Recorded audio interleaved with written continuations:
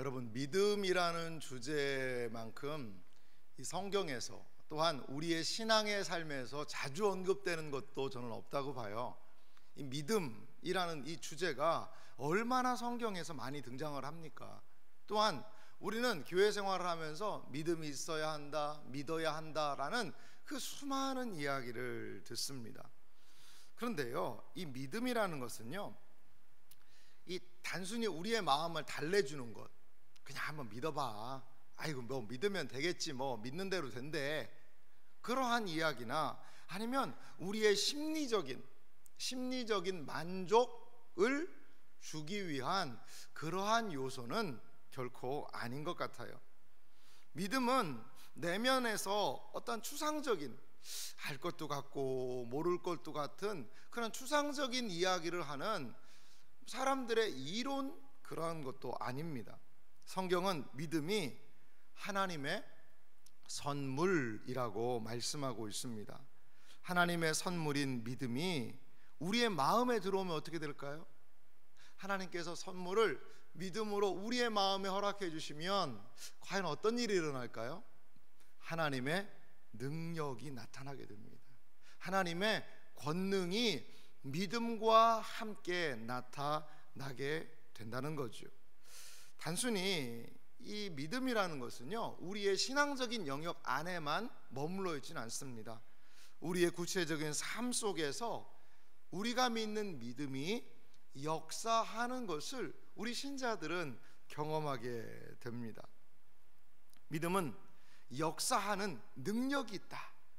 믿음은 하나님의 역사를 경험하게 한다는 것을 여러분 믿으시기 바랍니다. 그래서요, 우리의 믿음은요, 이론적인 것만이 아니에요. 우리의 믿음은 그래서 실천용으로 우리에게 역사하고 있다는 거죠. 믿음은 단순하게 그냥 뜬구름 잡는 이야기가 아니라 우리의 삶에 실제적으로 역사하고 있는 하나님의 능력, 그것이 믿음을 통하여 우리 안에 경험된다는 것을 여러분 믿으시기 바랍니다. 오늘 우리가 히브리서를 11장을 계속해서 살펴봤는데요, 지금까지의 모습과 오늘 읽은 부분이 사뭇 좀 다른 부분이 있습니다. 물론 여리고성이나 라합에 대한 이야기는 비슷하지만 그 뒤에 부분은요, 사람들을 일괄적으로 딱 제시하고 그 다음에 이 사람들에 대한 공통적인 부분들을 쭉 열거하고 있는 그러한 통합적인 부분으로 마무리를 짓고 있는 것을 우리가 볼 수가 있습니다. 그러면 오늘 본문에 등장하고 있는 이 사람들에 대한 이야기가 보여주고 있는 믿음의 특징은 무엇일까요? 저는 크게 한 두 가지 부분으로 이 오늘 성경을 나눌 수 있다고 봐요. 첫 번째는요, 믿음에서 승리의 사람들이 등장한다는 거죠. 믿음을 통한 하나님의 승리의 역사, 그것이 등장을 하고 있고요. 또 뒷부분을 살펴보면 어떤 부분이 등장하냐면 승리의 사람들과 더불어서 오늘 히브리 기자가 이야기하는 건요, 고난도 있어요. 고난의 사람들에 대한 이야기도 하고 있다는 거죠. 그래서 오늘 읽은 우리의 이야기의 가장 두 핵심은 승리의 삶이 있어요. 또한 믿음의 삶에 고난의 삶이 있어요.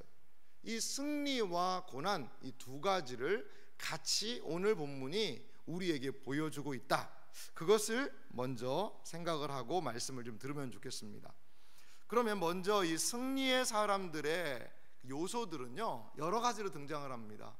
정복하고 승리하고 구출하고 하는 그러한 일들이 이 성경 마지막을 장식하고 있습니다. 하나님의 말씀은요, 수많은 사람들에게 승리를 경험하게 합니다. 이 승리가 얼마나 짜릿한지 모르겠어요. 특히 오늘 히브리서 11장 30절 말씀 보니까 성경에 등장하는 가장 강력한 승리가 저는 이 여리고성이라고 보는데요, 그 성에 대한 이야기가 이렇게 등장합니다. 믿음으로 7일 동안 여리고를 도니 성이 무너졌으며. 여호수아와 함께했던 이스라엘 백성들이 이 여리고를 도는 사건, 그것을 믿음으로 성을 돌았다라고 이야기합니다.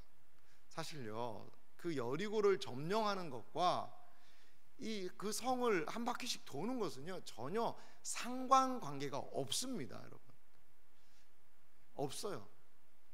그 성을 이렇게 한 바퀴씩 도는 거하고 그 성을 함락시키는 거하고는요 전혀 연결고리가 없습니다. 우리는 뭐 물론 지금 뭐 어떤 일부 분들은 땅밟기라는 걸 합니다. 땅밟기. 그래서 뭐 서울에 봉은사라는 절이 있는데 막 그 절을 돌기도 해요. 그리고 막 뭐 기도하고 무너지라고. 조금은 좀 성경을 잘못 해석하는 경우도 있는 것 같아요. 물론 저는 이스라엘 백성들이 한 지역을 돌면서 했던 것처럼 기도할 수는 있다고 봐요. 기도할 수는 있다고 봐요. 하지만 그렇게 해서 막 그게 무너지고 없어지고 사라지라고 성 도는 거는 조금 잘못된 것 같아요. 이 구약 성경을 우리한테 어떻게 적용할까에 대한 그런 부분이 참 중요하거든요. 그런데 오늘 히브리 기자는 그 이스라엘 백성이 여리고를 돌았던 사건, 섬을 점령하는 것과 전혀 연결고리가 없었던 그 사건이 믿음에 의한 행동이었고, 하나님께서는 그 성이 무너지고 이스라엘 백성들이 여리고 성을 취할 수 있는 놀라운 은혜를 허락하셨다고 기록을 하고 있습니다. 사실 여리고라는 성은요 매우 상징적인 성이에요.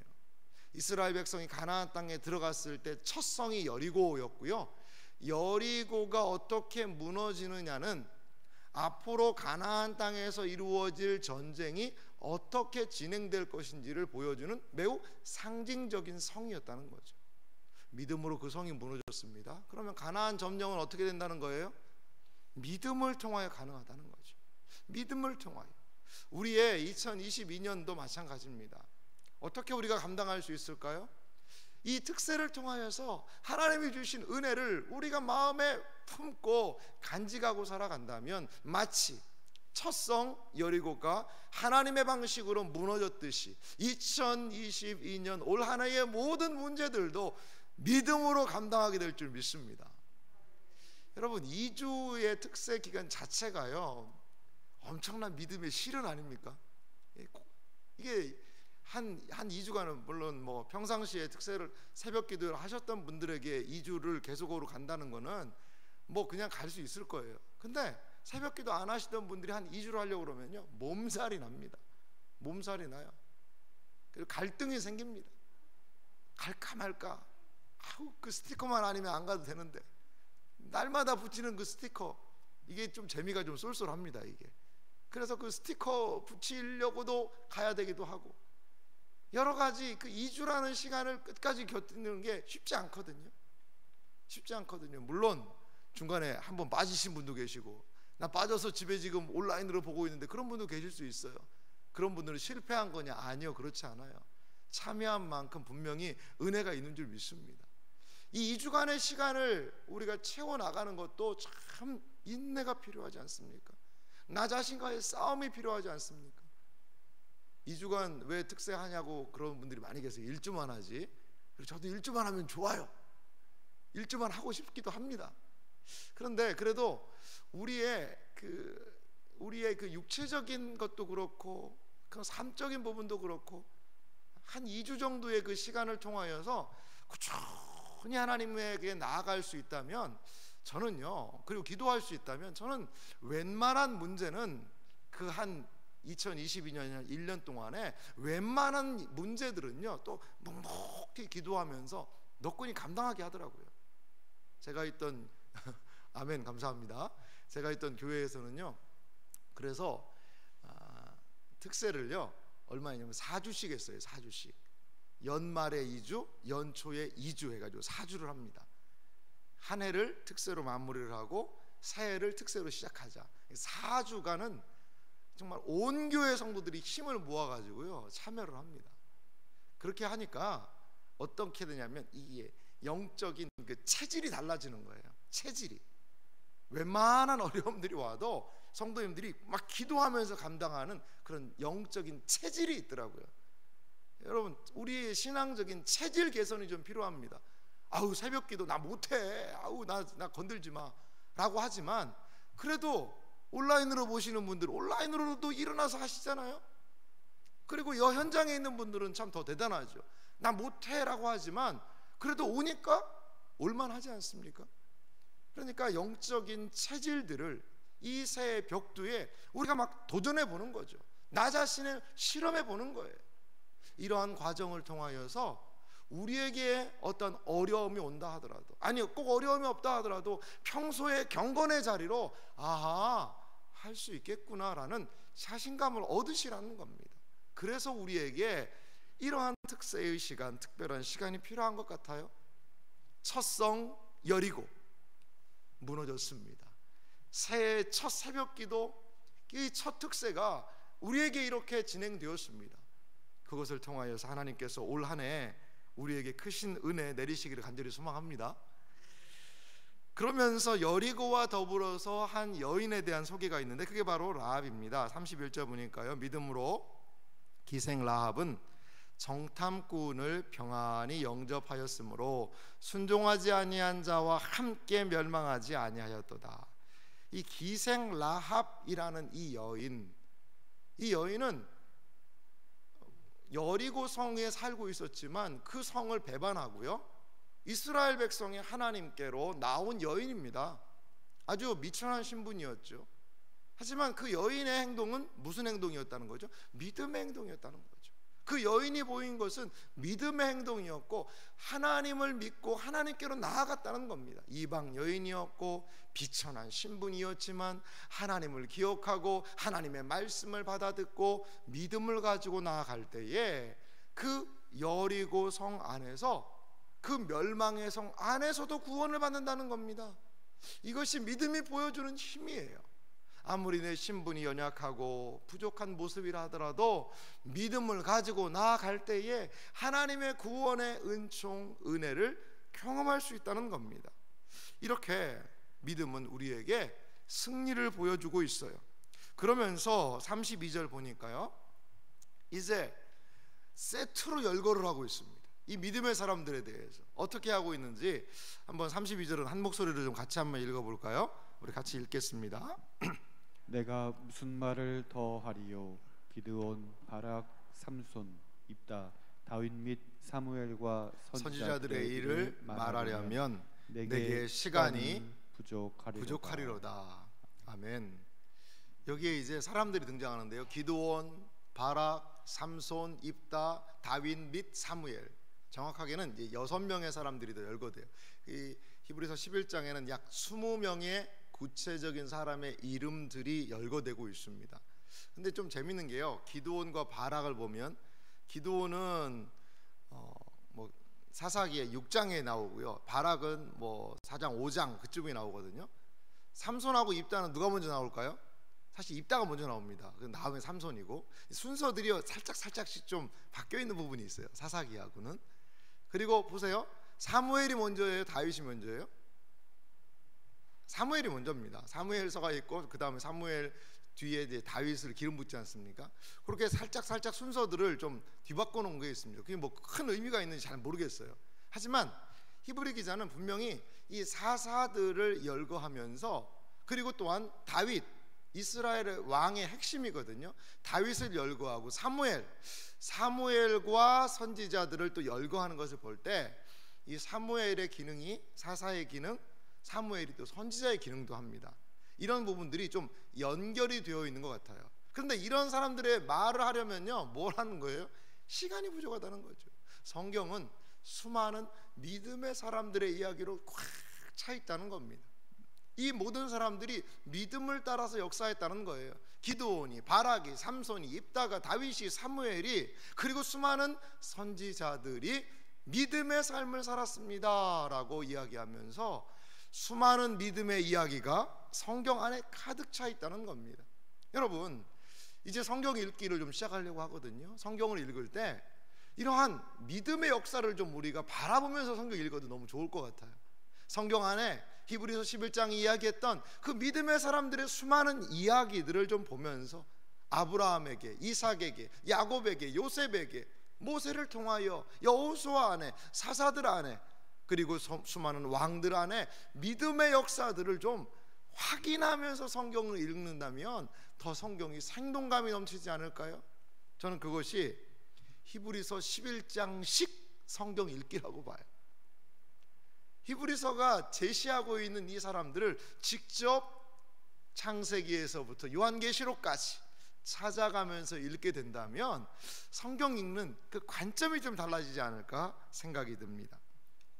이렇게 전체적이고 이제 통합적으로 믿음의 사람들에 대한 이야기를 하고 있습니다. 33절과 34절에 보면 이들에 대하여서 이렇게 열거하고 있습니다. 그들은 믿음으로 나라들을 이기기도 하며 의를 행하기도 하며 약속을 받기도 하며 사자들의 입을 막기도 하며 불의 세력을 멸하기도 하며 칼을 피하기도 하며 연약한 가운데서 강하게 되기도 하며 전쟁에 용감하게 되어 이방 사람들의 진을 물리치기도 하며 라고 열거하면서 이 사람들을 이야기해요. 특별히 33절에 보니까요, 이들의 특징 중에 하나가 저는 이거라고 보는데요, 그들은 믿음으로 나라들을 이기기도 하며, 여기 이긴다라는 표현이 있어요.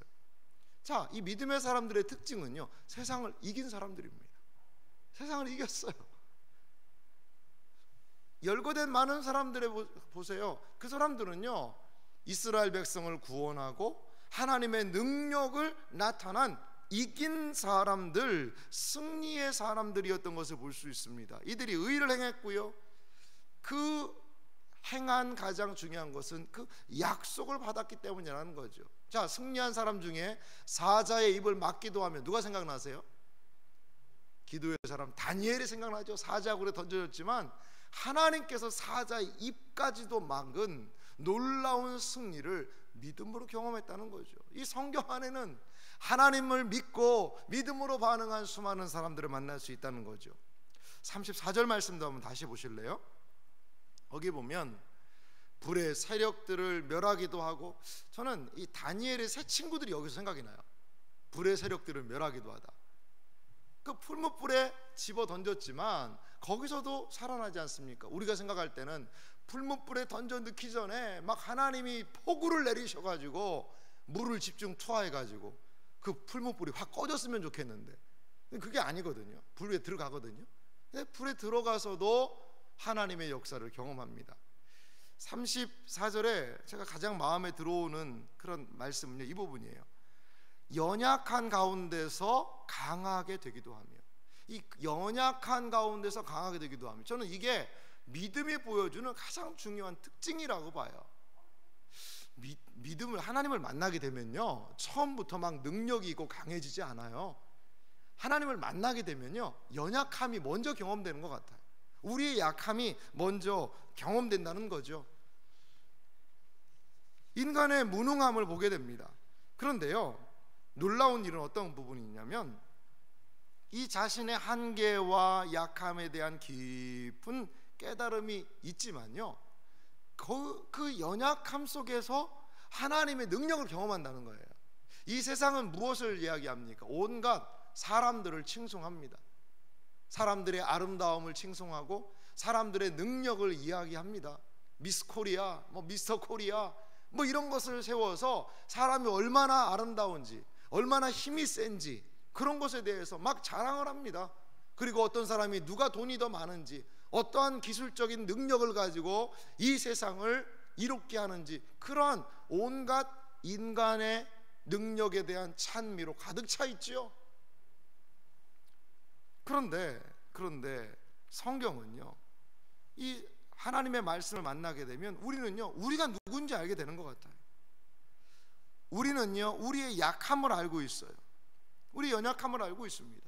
하나님의 말씀이 있고 하나님의 은혜가 있지만 수시로 변하는 우리의 모습, 하나님의 은혜로 살아가지만 그 은혜에서 멀어지는 우리의 모습, 잘하고 정말 하나님 앞에 결심하고 결단하지만 범죄하여 넘어지는 연약한 우리의 모습을 볼 때마다, 야, 내가 이게 너무 약한 사람 아니구나, 약한 사람이구나 라는 것을 절감하게 된다는 거죠. 하지만 어떻습니까? 그 약함 속에 넘어지는 우리 존재들이지만 또한 하나님께서는 우리를 붙들고 계시다는 것이죠. 약함 가운데서 하나님의 능력이 경험된다는 겁니다. 이것은요, 믿음이 보여주는 역설입니다. 믿음이 보여주는 역설이에요. 믿음은 먼저 잘 되고 강해지는 것이 아닙니다. 하나님을 믿게 되면 가장 먼저 우리의 약함을 알게 됩니다. 우리가 얼마나 연약한 존재인지를 알게 되는데, 그 약함 가운데서 하나님을 믿음으로 강하게 되는 것, 이것이 우리 신자의 삶이라는 것입니다.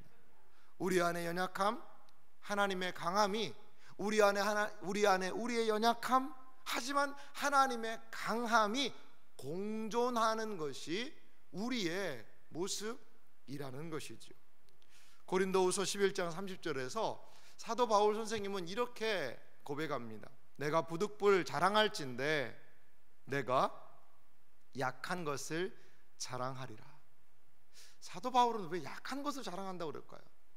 나 진짜 약하다, 나 진짜 연약하다, 나 무슨 말 들으면 엄청 그냥 바로 실망한다.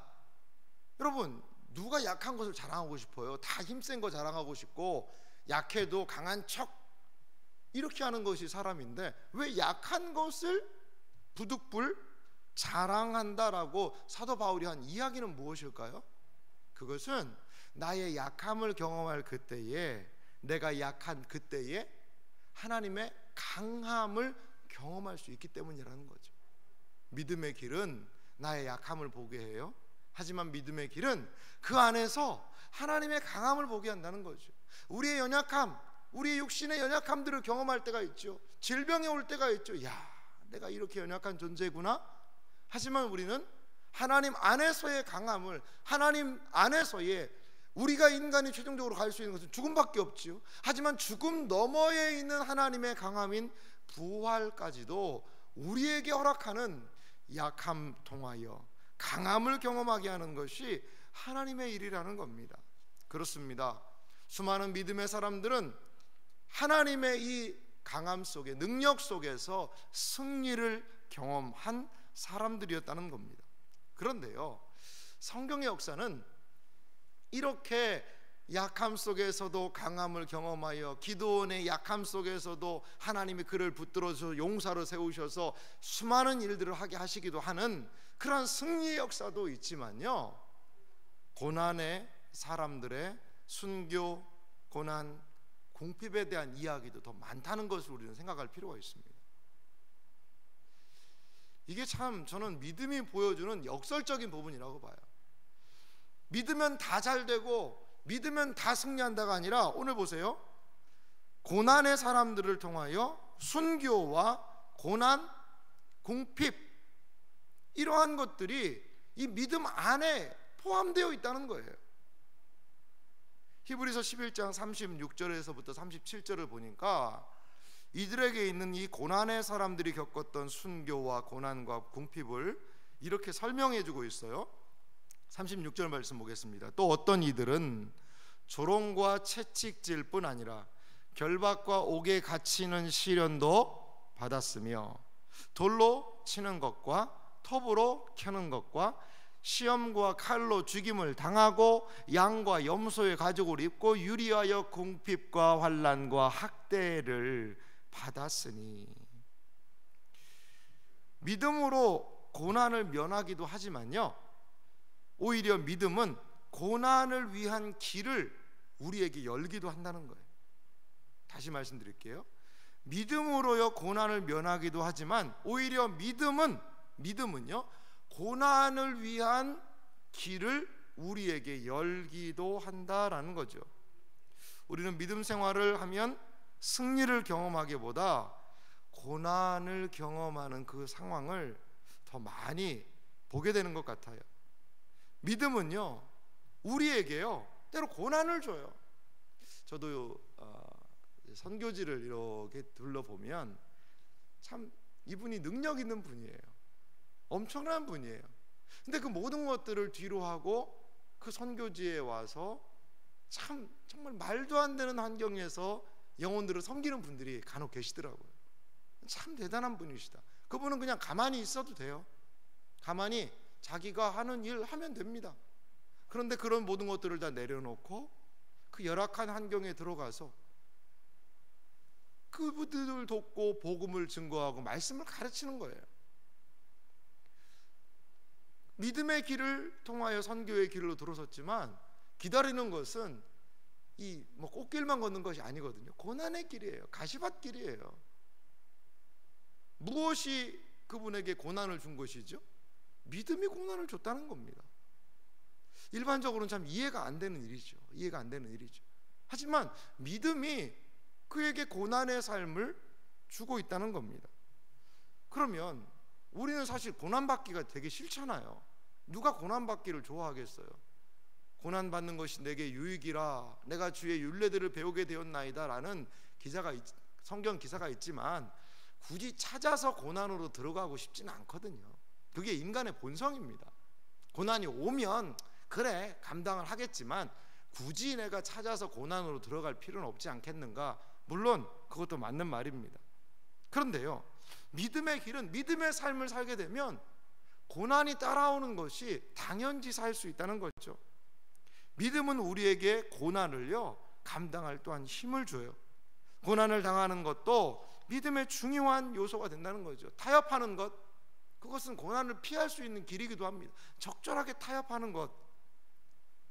믿음의 사람들은 하지만 타협하지 않고 조롱, 비난, 채찍, 결박, 옥에 갇히고 시련을 감당하면서 사는 사람들이라는 거죠. 다시 한번 36절 보실래요? 어떤 이들은 조롱, 채찍질뿐 아니라 결박, 옥에 갇히는 시련. 여러분, 적절하게 타협하면요 이거 안 할 수 있어요. 조롱 안 당할 수 있고요, 채찍질 안 맞을 수 있고요, 결박, 옥에 갇히는 것 이거 안 할 수도 있어요. 우리 한국교회가 그래도 배출한 너무나도 복된 분들이 많이 계시다고 봐요. 그래서 목회적인 역량을 펼친 분들도 정말 너무나 소중하고 복돼요. 하나님의 놀라운 역사를 그분들을 통하여서 막 드러내신 것, 참 하나님을 찬양합니다. 우리나라가 세계에서 제일 큰 교회가 있었잖아요. 그런 일들도 있고 그런 하나님의 풍성한 역사 대단하죠. 근데 저는 제가 한국인으로서, 참 한국인 목사로서 그것 너무 감사한 게, 저는 주기철 목사님이 계셔서 너무 감사해요. 손양원 목사님이 계셔서 감사해요. 경기도 용인에 가면 순교자 기념관이 있거든요. 이분들의 순교의 이야기들, 한국교회의 순교한 사람들의 이야기를 거기다 잘 보관해 놨어요. 언제 한번 꼭 같이 가서 은혜 나누고 싶은데요, 저는 하나님의 풍성한 은혜의 역사를 드러낸 분도 감사하지만 그 고난의 시기에, 그 밖에 신사참배 안 하면 되잖아요. 적절하게 타협하면 되잖아요. 하나님 아시지요? 제가 신사에 지금 절을 하고 있지만 하나님 제 마음은 아닌 거 아시죠? 그러면서 꾸벅 한번 절하면 고난 안 당할 수 있어요. 하지만 우리 주기철 목사님 끝까지 일사각오를 가지고 하나님의 복음을 증거하고, 우상 숭배입니다. 신사 참배하는 것 우상 숭배입니다. 종교 의식이 아니라 우상 숭배입니다라고 타협하는 많은 목사들 가운데서도 혼자 절개를 지켰지 않습니까? 그래서요, 어떤 일이 벌어졌습니까? 하나님께서 더 주기철 목사님의 교회 더 크게 해주시고 더 부흥하게 하시고 더 놀라운 능력을 경험하게 하셨나요? 아니요, 옥에서 돌아가셨습니다. 그렇게 믿음의 삶 살았는데 옥에서 돌아가셨어요. 그런데 그 한 분의 그 순교를 통하여서 지금도 참된 믿음이 무엇인지를 고민하는 사람들에게 이정표를 제시하고 있잖아요. 하늘에요 별과 같이 빛나고 있지 않습니까? 이 성경에 등장하는 믿음의 많은 사람들이 분명히 있지만 우리와 가까운 우리 시대에 그 박해의 시대를 믿음으로 통과한 그분의 모습을 보며 우리는 저것이 진정한 믿음이구나를 경험하고 있지 않습니까?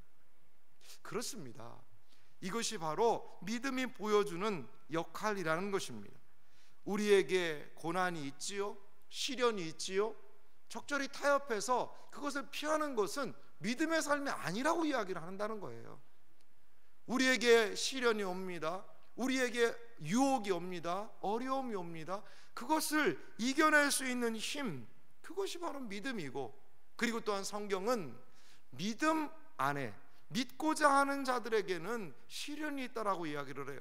디모데후서 3장 11절부터 12절의 말씀을 보니까 사도 바울이 당한 그 고난을 이렇게 열거를 합니다. 이 참 바울도 고생 많이 하신 분이잖아요. 박해를 받음과 고난과 또한 안디옥과 이고니온과 루스드라에서 당한 일, 어떠한 박해를 받은 것을 내가 과연 보고 알았거니와 너는 디모데입니다. 디모데, 네가 보고 알았지 않느냐? 주께서 이 모든 것 가운데서 나를 건지셨느냐. 참 이게 참 감동적이에요. 박해가 있어요, 고난이 있어요. 하지만 주께서 건지신다는 거예요. 아, 목사님, 주기철 목사님 안 건져주시고 감옥에서 돌아가셨잖아요. 그분의 하나님께서는 그 순교를 기쁘게 받으신 것 같거든요. 여러분 보세요. 야고보 선생은요 당장 죽어요. 사도행전 보면 야고보는 받쳐서 죽어요. 그리고요 베드로는 그 옥에서 하나님 건져주시거든요. 각자에게 하나님이 주신 사명이 분명히 있는 것 같아요. 우리는 다 이해 못해요. 왜 주기철 목사님은 옥에서 돌아가셨고 다른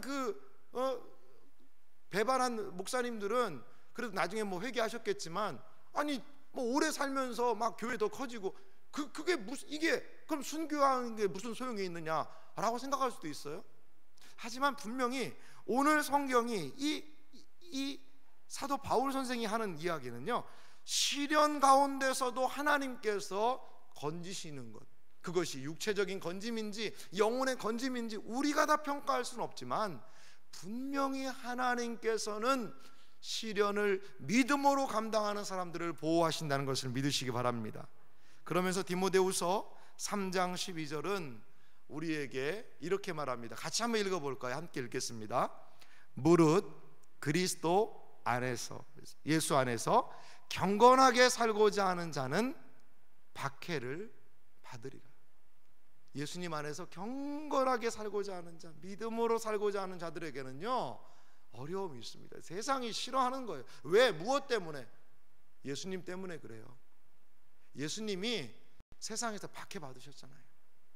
우리가 따라가는 십자가는요 예수 그리스도께서 죽으셨다는 거거든요. 그걸 따라가는 사람들인데 세상이 좋아하겠습니까? 그리스도를 십자가에 못 박았듯이 그리스도를 따르는 사람들에게 박해를 가하고 어려움을 가하는 것이 세상의 본질이라는 겁니다. 하지만 어떻습니까? 히브리서 11장 38절은 우리에게 이렇게 말씀하고 있습니다. 이런 사람은 세상이 감당하지 못하느니라.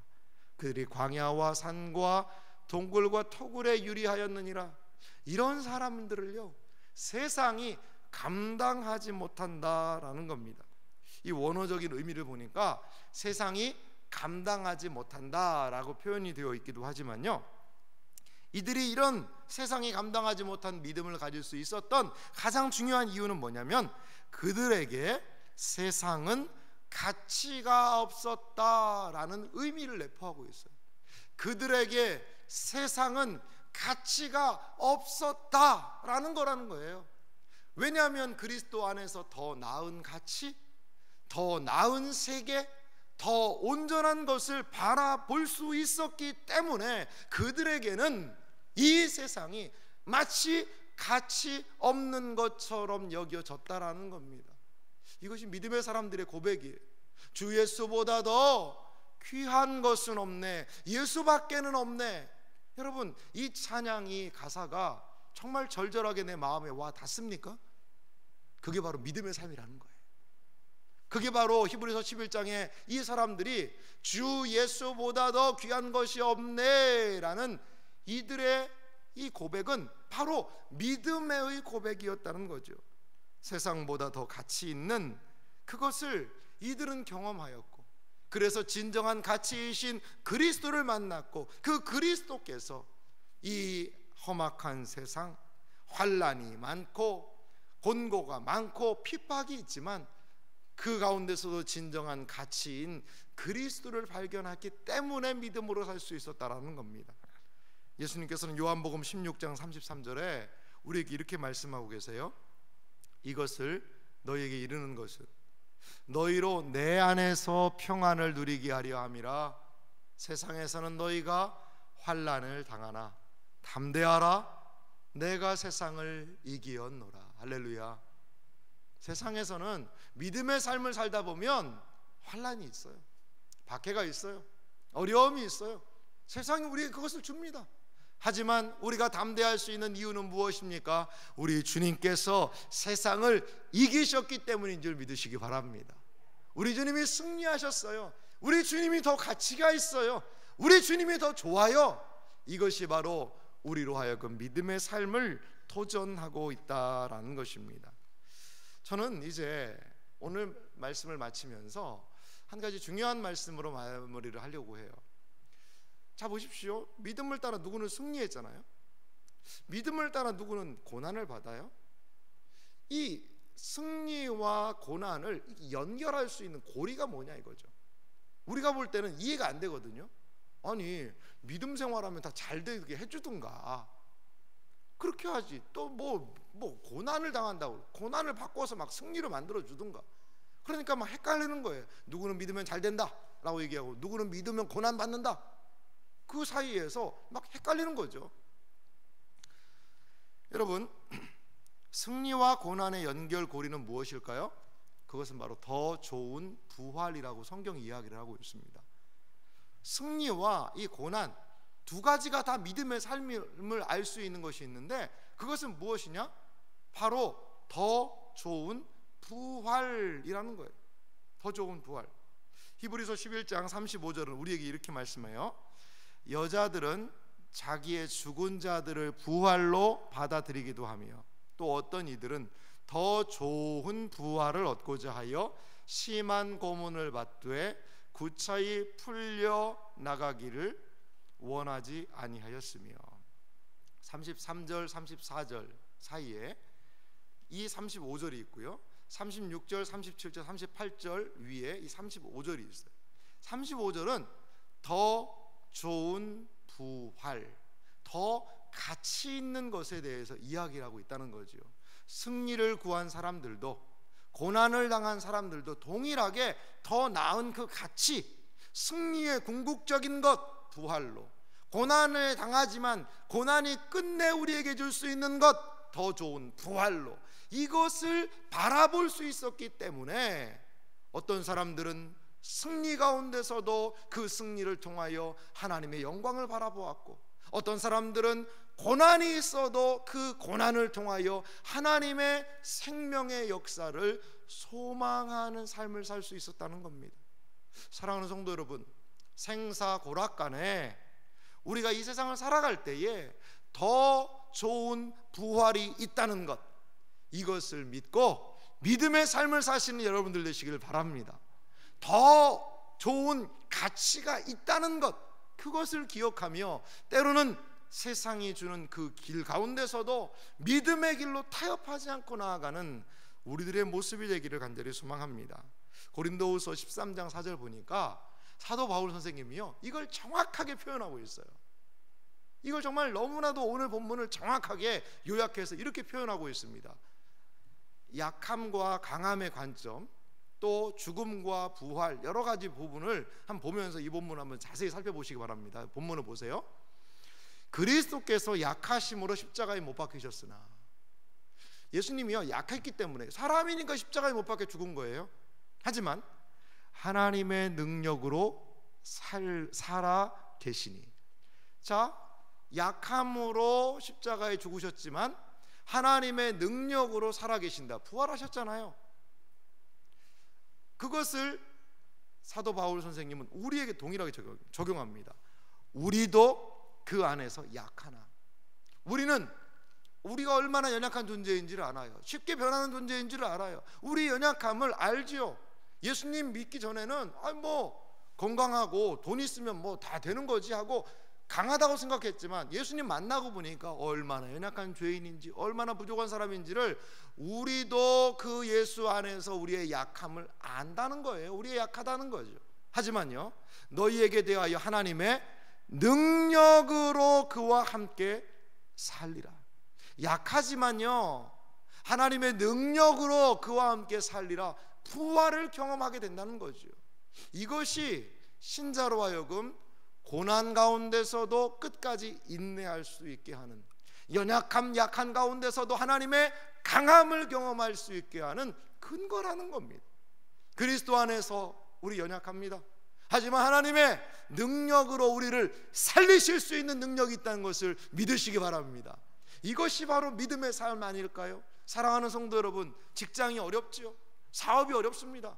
가정생활 쉽지 않습니다. 부모와 자녀와의 관계 어려워요. 쉽지 않아요. 하지만 거기에서 약함을 경험할 때마다 그리스도를 붙잡으시기 바랍니다.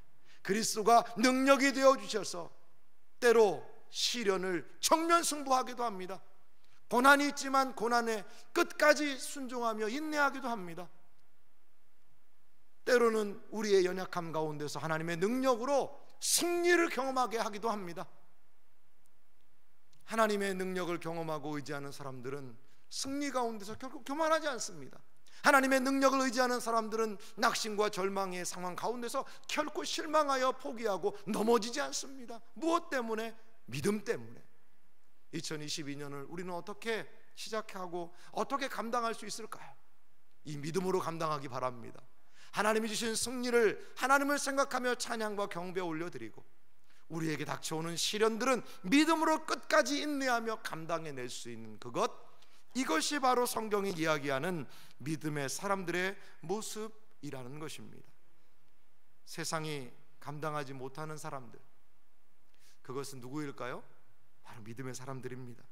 우리는 세상보다 더 중요한 가치가 있음을 깨달아 그 믿음 안에서 믿음을 통하여 나아가는 복된 은혜의 역사가 있으시기를 주님의 이름으로 축원합니다.